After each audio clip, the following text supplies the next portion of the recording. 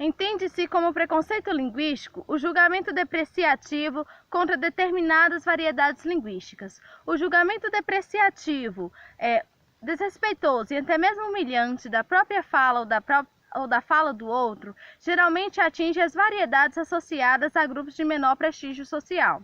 Da mesma forma que a humanidade se evolui com o passar do tempo, a língua acompanha essa evolução. Portanto, ela é considerada um objeto histórico sujeito a transformações que se modificam no tempo e se diversificam no espaço.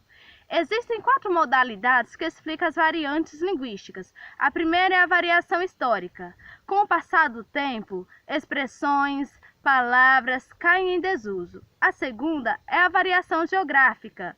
Existe diferença entre vocabulário, construções sintáticas e modo de falar em regiões falantes do mesmo idioma. Um claro exemplo disso é o Brasil.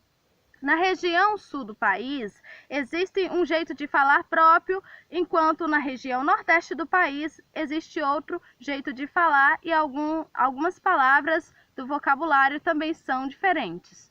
A terceira é a variação social. O desempenho do falante vai depender da sua faixa etária, do sexo, do grau de escolaridade e muitas outras coisas. O quarto é a variação estilística. Cada ser possui um estilo próprio de falar e adequa esse estilo de acordo com a situação em que se encontra. O preconceito é um juízo preconcebido, ou seja, é um juízo sem nenhum julgamento, sem reflexão. Então, isso leva as pessoas a praticarem o ato discriminatório. O preconceito linguístico, ele é visto o tempo todo em diversos lugares e principalmente nas salas de aula. O preconceito linguístico sempre vai dos que falam português padrão, atingindo os que falam português não padrão.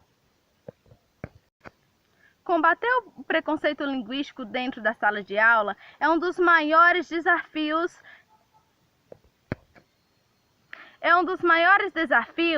que os professores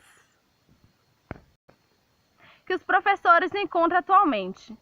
Além de mediar situações de conflito entre os estudantes, o professor ele tem que desconstruir suas próprias pré-noções.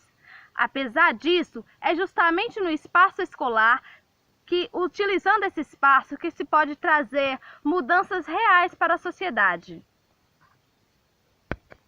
Como o professor é um dos formadores de opiniões das crianças e adolescentes, o que deve ser feito é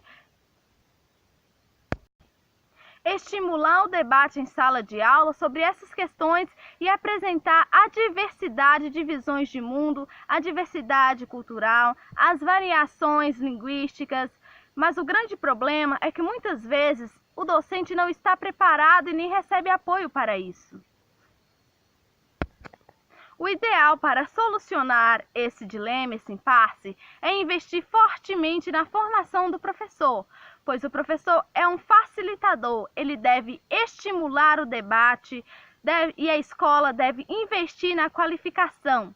O professor, como profissional, ele tem que assumir sua função social de ensinar para os alunos o português padrão, mesmo que ele não cobre isso o tempo todo, mas ele deve ensinar, fazer sua função social. E é exatamente aí que o professor é colocado em saia justa praticamente, pois ao mesmo tempo que ele deve ensinar, ele deve esquecer suas pré-noções, seus preconceitos e assumir o papel de função social. A escola é o espaço de resgate da autonomia e da autoestima. Portanto, o professor ele tem que ensinar o que é certo aos seus alunos, ensinar o português padrão e se pôr contra, sempre combativo ao preconceito linguístico em sala de aula.